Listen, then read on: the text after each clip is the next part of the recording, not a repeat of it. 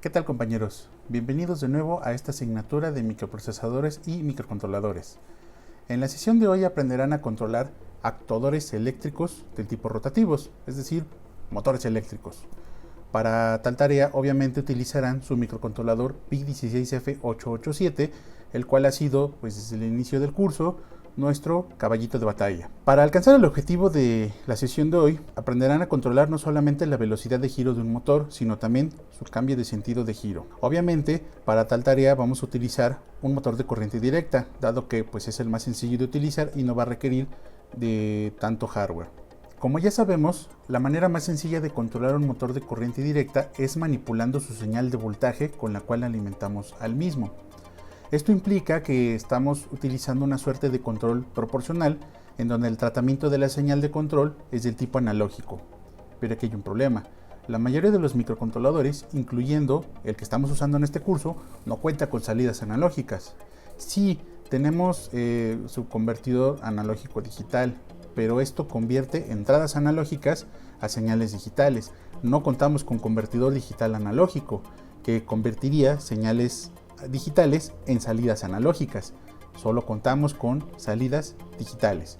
Y entonces, ¿qué podemos hacer para simular o sustituir un tratamiento analógico para controlar este motor, pero solo con salidas digitales? Para esta situación nos vamos a valer de un módulo conocido como PWM. Este módulo PWM es un módulo bastante interesante que viene en muchos modelos de microcontroladores y realmente no es difícil de utilizar. Vamos a ver en qué consiste este PWM. Así como ustedes logran modular la velocidad de un coche acelerando y dejando de acelerar sin tener que meter el freno o cosas por el estilo, el PWM funciona de forma similar. Recuerden que el microcontrolador es completamente digital, por lo tanto no puede suministrar una señal analógica. Entonces lo que se hace es utilizar la modulación por ancho de pulso. Así como su nombre lo dice, se modula el ancho de pulso en alto. Imagínense que esta señal de aquí representa estados lógicos de la modulación por ancho de pulso. Todos están en la misma frecuencia, o sea, todos comparten el mismo periodo. Aquí en este caso, en el primer elemento, en la primera gráfica, tenemos que venimos de un pulso bajo, mandamos un pulso alto, lo mantenemos por muy poco tiempo y de nueva cuenta mandamos un pulso bajo. Termina el periodo, vuelve a empezar un pulso alto, termina ese pulso alto en poco tiempo y volvemos a mandar un pulso bajo. Esto sería el equivalente a pisar el acelerador y soltarlo luego. Pisar el acelerador, soltarlo luego. Dejamos pasar un tiempo y le volvemos a pisar. ¿Qué logramos con esto? Que el motor no alcance su máxima velocidad. Entonces yo puedo decir que a lo mejor el ciclo de trabajo aquí es de a lo mejor un 20%. ¿Sale? El ciclo de trabajo es el tiempo que nosotros mantenemos en alto la señal. Aquí estamos 50-50. Entonces el ciclo de trabajo se podría considerar a lo mejor de un 50%. Entonces en teoría el motor debería alcanzar una velocidad media. En cambio aquí, si se fijan, tenemos una gráfica en donde la señal al alto está casi todo el tiempo activa. Entonces podría decir que a lo mejor esto es un ciclo de trabajo del 90%, y eso me garantizaría que el motor esté encendido la mayor cantidad del tiempo posible. Por lo tanto, el motor alcanzaría su máxima velocidad. Así es como se manipula la velocidad de un motor utilizando señales digitales. Vamos a reutilizar la arquitectura que ya teníamos del microcontrolador conectado a la pantalla LCD para mostrar datos y el uso de las entradas analógicas utilizando un potenciómetro, haciendo uso del convertidor analógico digital. Esto se queda igual. Para quienes hagan el circuito físico, necesitarán un motor de corriente directa de 5 volts DC. De entrada, lo que yo requiero para esta práctica es que este motor pueda ser manipulado primero por su cambio de sentido de giro, es decir, con este microcontrolador y con el potenciómetro van a provocar que el motor gire hacia un lado o hacia el otro.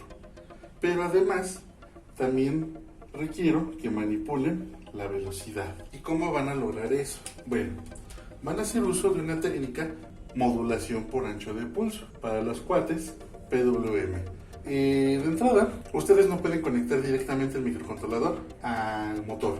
Entonces es necesario un dispositivo intermedio conocido como etapa de potencia. El dispositivo que vamos a utilizar nosotros se conoce como puente H, con la nomenclatura L293D. Hay varios pines interesantes en el puente H. Hay uno que se llama Enable.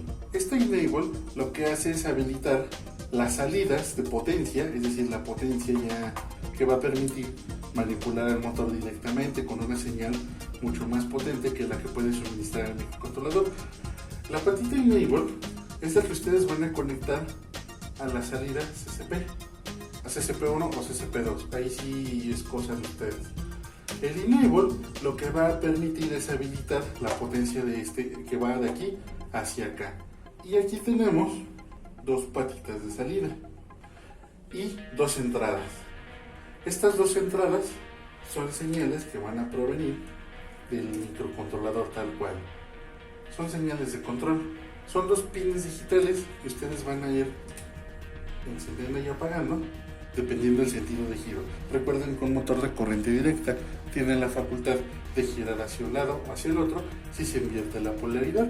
Bueno, esa conmutación 1-0 o 0-1 la van a hacer mediante dos pines digitales, los que quieran, de su microcontrolador. Y la habilitación de la potencia hacia este motor la van a hacer mediante Enable, utilizando la señal de CCP, que en realidad va a ser nuestra señal de PWM.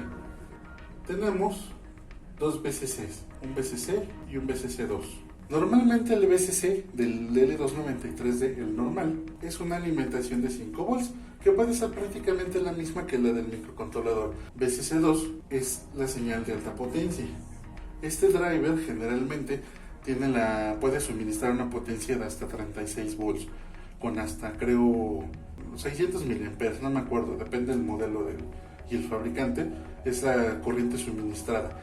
La cuestión aquí es que verifiquen la marca o el fabricante de su L293D y sobre eso busquen la datasheet específica para saber en qué pines va cada una de estas señales. Voy a empezar a aumentar la señal.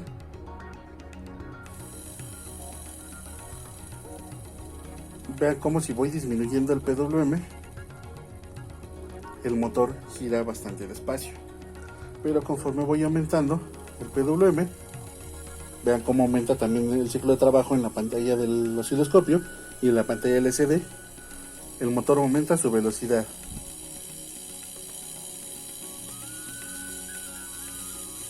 Y ahí está su máxima velocidad. Voy a disminuir el ciclo de trabajo. Y vamos a ver en qué valor se para. La evaluación de este circuito suma 10 puntos, los cuales a su vez están subdivididos en dos rubros: circuito físico, 8 puntos, reporte, 2 puntos. El circuito físico a su vez se subdivide en dos rubros básicos: la funcionalidad y la organización.